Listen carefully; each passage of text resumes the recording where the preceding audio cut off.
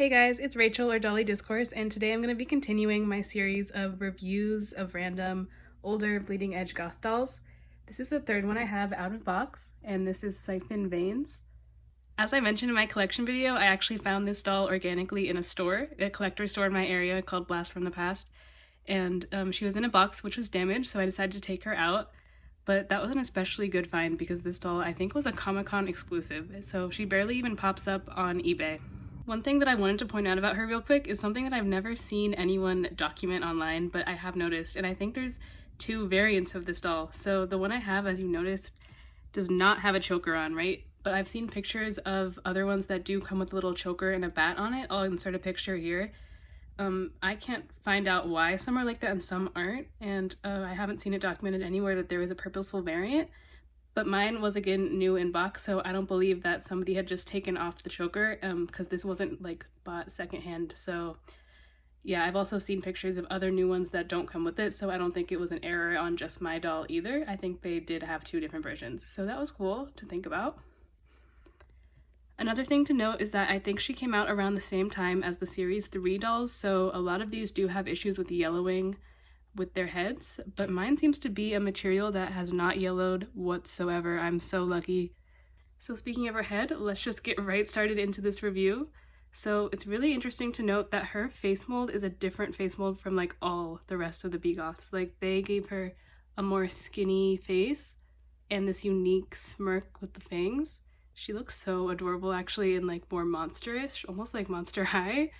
But they never did this, so they actually did something unique for the exclusive, which is super cool. Her hair, of course, has this little widow's peak, and her hair is super soft. I'm not sure if it's Kanekalon. It doesn't feel like the normal Kanekalon, like it's not like Spectra from Monster High levels, but it is very soft and flowy, so it could possibly be a different grade of Kanekalon. She has these veins on the side of her face, adding to her monsterish look, so I believe she is meant to be a vampire, of course, or a vampire cosplayer. Very adorable. Her outfit is very simple. Again, mine does not come with any accessories. Some of them might. It's just this long pleather skinny coat with a leopard print accents. And she has little black painted nails. The jointing on this doll is actually different from the rest of the BeGoths because she has a body joint. Not sure what it looks like, and I'm not going to try to like rip off this coat to show you, but it is a different body shape than the rest of them, so I'm going to do a comparison as well. The bottom of her coat is this black fur, and she is wearing the taller combat boot mold. Her coat also has buttons lining the entire thing, but it's actually pinned down with different buttons on the other side of it, so the buttons on the front are just for show. Alright, so that's pretty much it for her, but now I'm going to do a comparison with another BeGoth that I have just to show you how their bodies are different.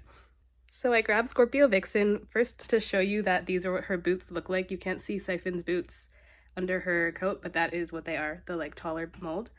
So other than that, Scorpio is taller than her, has a wider face, and has like straight down arms, whereas Siphon's arms like come out.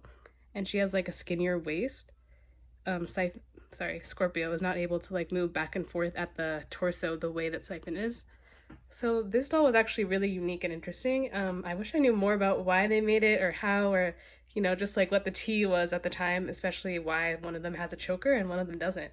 But other than that, I think that's all the information I can bring to you about this doll.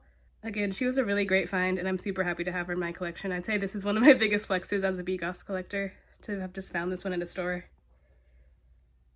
But thank you for watching. Oh yeah, and subscribe for more goth content, by the way, because I do plan to continue talking about these dolls. So if you're interested, go ahead and subscribe, because I noticed a lot of people actually watched my collection video, so that's awesome, and stick around if you like these guys. Thanks again.